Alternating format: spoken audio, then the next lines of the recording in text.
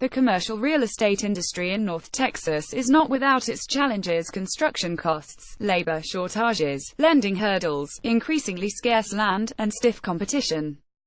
But forward-thinking pros spanning every asset class and industry continue to push the sector forward. To determine the top real estate stories of 2017, we analyzed traffic from our DCEO real estate website and asked industry professionals, including DCEO power brokers and contributing editors, to share their insights. We went beyond specific deals to analyze market hardships, impactful projects, and game-changing trends. As we've heard dozens of real estate insiders remark in one form or another, come what may nationally and globally, we're lucky to be in North Texas. A lasting legacy. The Carajan Cos opened Legacy West's 38-acre urban village in June, courtesy of Legacy West, when Femi Carajan and his so-called Team Legacy, consisting of KDC and Columbus Realty, competed to develop some land near the J.C. Penney campus in 2014. Much of Plano was still farmland and greenfield sites. Today, Carajan Cos' master plan for Legacy West has been realized with the opening of Toyota, Liberty Mutual, and J.P. Morgan Chase's offices. The 38-acre urban village-style retail center, which was fully leased by October, a 304-key Renaissance Dallas at Plano Legacy West Hotel, the 55,000-square-foot Legacy Food Hall, and 800 apartment units. Additional developments, namely, a 29-story apartment tower called 29 Latvian Las, are still in the works. Gaedeek Group also opened its 308,000-square-foot One Legacy West. Shortly after, Gaedeek's anchor tenant NTT Data made another big statement by leasing an additional 233,000 square feet at neighboring project, the campus at Legacy West. Legacy has come a long way since the days of electronic data systems. Boeing finally lands courtesy of Legacy West, adding to the lineup at Legacy West. Carajan Cos scored Boeing's new global services business unit. Though the aerospace giant's leases 18,000 square feet, a drop in the bucket compared to Toyota's 2 million square feet, on the third floor at the 5,905 Legacy Drive building, the significance of the deal requires a long memory. Back in 2001, the Dallas-Fort Worth real estate world was on edge, waiting to see where Boeing would locate its new headquarters. When Dallas and Denver ultimately lost out to Chicago, Big D took the loss hard. Though the Global Services division landed in Plano, not downtown Dallas, a collective feeling of vindication swept through North Texas when this news broke earlier this year. Stroke of CoWork. North Texas has more than 60 co-working concepts, including WeWork and Common Desk. WeWork Zach McNair, Common Desk Brent Baxter. Thanks to local pioneers such as Fort Work and the Dallas Entrepreneur Center, big co-working names like WeWork and Spaces scouted locations in North Texas.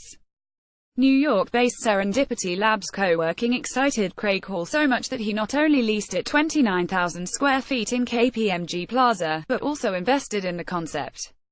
Neighboring Arts District office Billingsley's One Arts Plaza welcomed Industrious. Chicago-based Level Office joined Local Concepts in the West End. And it's not just the urban core that has seen co-working growth.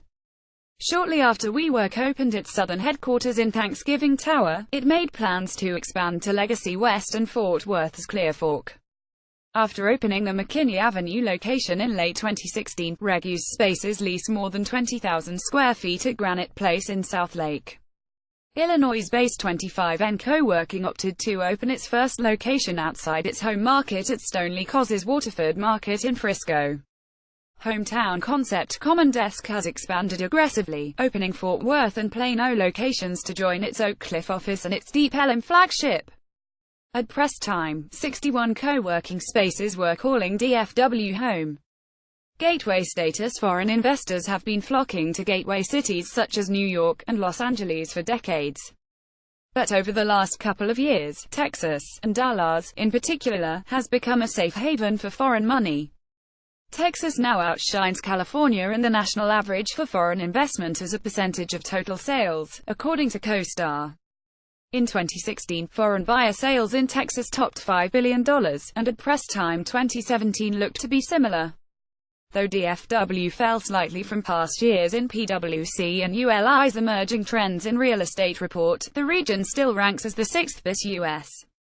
market for overall investment, foreign as well as domestic, and the fifth biggest market overall. Push factors and pull factors play a role in large amounts of capital crossing the Texas border. But as long as DFW retains its low-risk profile, we'll be sitting pretty for all that overseas money. Out of house and home, though recent reports show single-family home gains are cooling slightly from this time last year, home buying dollar sites probably still feel the burn. North Texas home costs are up more than 50% since 2012. In 2017, the median home price in Dallas surpassed $236,000, topping the national average for the first time. 1980s update: Trammell Crow Center will get a new front entrance as part of its update. Courtesy of Neoscape Inc. 2016, Fountain Place owners are spending $70 million for upgrades. Courtesy of Goddard Investments, the 80s real estate cycle brought some of the most iconic structures to the downtown Dallas skyline. And this decade's real estate cycle will update many of those same skyscrapers. Fountain Place owners Goddard Investment Group pledged $70 million to update much of the interior, to construct a 10-story garage anchored by restaurants, and to renovate the building's namesake fountains. A few blocks away, Trammell Crow Center is getting an upgrade to its existing 1985-era tower, plus a second phase on the Fall City block across from the skyscraper on Ross Avenue. Owner JP Morgan Asset Management will spend $135 million adding amenities to the existing tower and bringing in retail space, a 200-room hotel, multi-family units, and a parking garage to the new development. Fortis Property Group, the new owners of the 55-story Chase Tower, will make the skyscraper interact better with the surrounding street with an updated plaza and entry, reminiscent of Thanksgiving Tower's $40 million renovation from owner Woods Capital. Neighboring buildings Ross Tower and St. Paul Place both completed renovations in 2017. Remaking history: the Statler reopened in October. Allison Page Photography: the former Dallas High School has become a mixed-use office project. Courtesy of Merriman Anderson Architects Inc., downtown Dallas has several planned or proposed developments on the horizon, but 2017 solidified footing for a different type of project: historic redevelopments. Between major renovations at Dallas High School, Factory 603, Butler Brothers Building, Tower Petroleum Building and Corrigan Tower, the Statler, and others, Dallas developers have clearly realized the value of good bones and a prime location. When people wander around downtown and see dead buildings, which is what you used to see, they don't want to be there. It ripples investment. Dallas City Councilman Philip Kingston said at the Statler's grand opening in October. Multifamily mania: the epic, courtesy of Perkins, will more than 50,000 apartment units sit in the DFW pipeline. Many jaws dropped after 2016 brought 17,000 new units online, but 2017 was slated to exceed that by 10,000 units. More apartments are coming online here in DFW than anywhere else in country. Jay Denton, Axiometrics Vice President of Analytics, says. And 2018 will be much the same, with around 25,000 units scheduled to come online. North Dallas suburbs account for the largest chunk of new apartments, with more than 9,000 units planned by the end of 2018. Other hot submarkets include downtown, uptown, Richardson, East Dallas, and downtown Fort Worth. Labor shortage: an issue that touches every asset class in the business. Finding and keeping skilled laborers continues to pose problems for developers. Homeland Security and the U.S. Department of Labor increased their H-2B visa capacity in 2017, allowing an additional 15,000 temporary workers into the U.S., but many construction laborers consider DFW a less than ideal market in which to work. There are approximately 245,000 construction workers in Dallas and, according to Avodo, many of them become transient, chasing higher wages or safer working conditions elsewhere. Meantime, construction costs jumped 12% between 2011 and 2016, according to CBRE. ATRA News: after kicking the tires of several alternative office headquarters in late 2016, AT decided to renew its commitment to downtown Dallas, and then some. The telecom giant is in the midst of a $100 million revamp that will turn its more than 2 million square foot headquarters on Acad and Commerce Streets into a so-called Discovery District with street-level retail and restaurants. AT, which has 6 buildings for its headquarters, aims to appeal to its employees, tourists, and downtown citizens alike with its retail-lined plaza.